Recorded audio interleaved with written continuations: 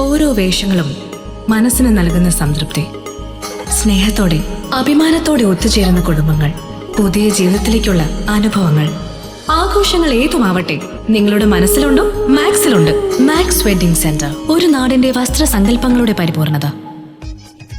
ചേലക്കര നിയോജക മണ്ഡലം പട്ടയമേളയോടനുബന്ധിച്ച് സംഘാടക സമിതി രൂപീകരണ യോഗം നടന്നു. മുള്ളൂർക്കര ഗ്രാമപഞ്ചായത്ത് ഹാളിൽ നടന്ന സംഘാടക സമിതി രൂപീകരണ യോഗത്തിൽ മുള്ളൂർക്കര ഗ്രാമപഞ്ചായത്ത് പ്രസിഡന്റ് ഗിരിജ മേലെടുത്ത് അധ്യക്ഷത വഹിച്ചു. ജൂലൈ 15-ന് മുള്ളൂർക്കര ഗ്രാമപഞ്ചായത്തിലെ പ്രിയദർശിനി ഓഡിറ്റോറിയത്തിൽ വെച്ചാണ് ചേലക്കര നിയോജകമണ്ഡലം പട്ടയമേള നടത്തുവാൻ തീരുമാനിച്ചിരിക്കുന്നത്.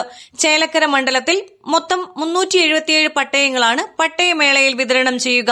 റവന്യൂ വകുപ്പ് മന്ത്രി ഓൺലൈനായി നിർവഹിക്കുന്ന പട്ടയമേളയുടെ ചേലക്കര നിയോജകമണ്ഡലം ഉദ്ഘാടനം ചേലക്കര MLA UR പ്രദീപ് നിർവഹിക്കും.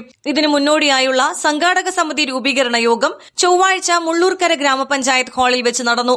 മുള്ളൂർക്കര ഗ്രാമപഞ്ചായത്ത് പ്രസിഡന്റ് ഗിരിജ മേലേടത്തിന്റെ അധ്യക്ഷതയിൽ നടന്ന യോഗത്തിൽ തലപ്പള്ളി താലൂക്ക് തഹസിൽദാർ രാജേഷ് മാരാത്ത്, വരവൂർ ഗ്രാമപഞ്ചായത്ത് പ്രസിഡന്റ് PP സുനിത, കൊണ്ടാഴി ഗ്രാമപഞ്ചായത്ത് president K Krishnankutty, grama panchayat vice president BK Thankappan, Chelakkara grama panchayat വികസന standing committee chairman Ellassery Viswanathan, Vallathol Nagar grama panchayat vice president, Desamangalam ഗ്രാമപഞ്ചായത്ത് വൈസ് പ്രസിഡന്റ്, താലൂക്ക് ഉദ്യോഗസ്ഥർ, വില്ലേജ് ഓഫീസർമാർ, വിവിധ തദ്ദേശ സ്വയംഭരണ സ്ഥാപനങ്ങളിലെ ജനപ്രതിനിധികൾ തുടങ്ങി ഒട്ടേറെ പേർ സംഘാടക സമിതി യോഗത്തിൽ പങ്കെടുത്തു.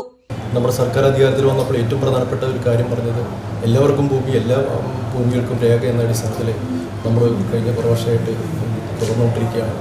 അപ്പോൾ നമ്മുടെ വടക്കാഞ്ചേരി, അതായത് വടക്കാഞ്ചേരി താലൂക്ക് ഓഫീസ്, തലപ്പള്ളി താലൂക്ക് ഓഫീസിൻ്റെ അധികാരപരിധിയിൽ വരുന്ന നിയോജകമണ്ഡലം ആയ ചേലക്കര നിയോജകമണ്ഡലത്തിൽ ഈ വരുന്ന ജൂലൈ 15-ാം തീയതി നമ്മൾ സർക്കാർ പട്ടയമേള നമ്മൾ നടത്തുകയാണ്. അപ്പോൾ പട്ടയമേളയുടെ ഭാഗമായിട്ട് ഓരോ നിയോജകമണ്ഡലത്തിൽ വരുന്ന പട്ടയങ്ങൾ നമ്മൾ കൊടുക്കുന്ന അപേക്ഷകൾ കഴിഞ്ഞ കുറേ മാസങ്ങളായിട്ട് നിരന്തരം ശ്രമിച്ചുകൊണ്ടിരിക്കും. ഓരോ ജീവനക്കാരും വില്ലേജ് ഓഫീസ് തൊട്ട് തുടങ്ങുന്നതന്നെ അറിയാം.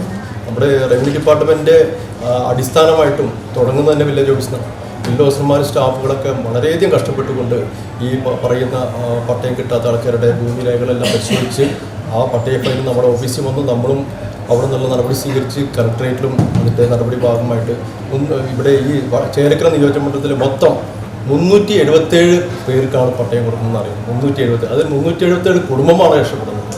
അവർ കഴിഞ്ഞ കുറേ വർഷങ്ങളായിട്ട് ഭൂമിയുണ്ട്, അവർക്ക് രേഖയില്ല. ഒരു കാര്യത്തിനും നമ്മൾ പോയാൽ അവർക്ക് രേഖയില്ല, ഒരു അടിസ്ഥാന രേഖ, പ്രമാണം അല്ലെങ്കിൽ അതിൻ്റെ ആധാര ലക്ഷ്യങ്ങൾ, പ്രമാണ ലക്ഷ്യങ്ങളൊന്നും ഇല്ലാണ്ടിരിക്കുന്ന അവസരത്തിൽ ഈ 377 പേരുടെ പട്ടയങ്ങൾ ശരിയാക്കി കഴിഞ്ഞു.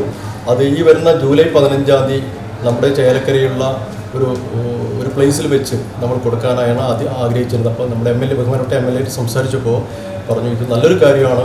അപ്പോൾ നമ്മുടെ നിയോജകമണ്ഡലത്തിൽ തന്നെ നമ്മളെ മുള്ളൂർക്കര പഞ്ചായത്ത് കമ്മ്യൂണിറ്റി ഹാളിൽ നടത്താമെന്നവരോട് പറഞ്ഞു. BCB news, Mullurkara.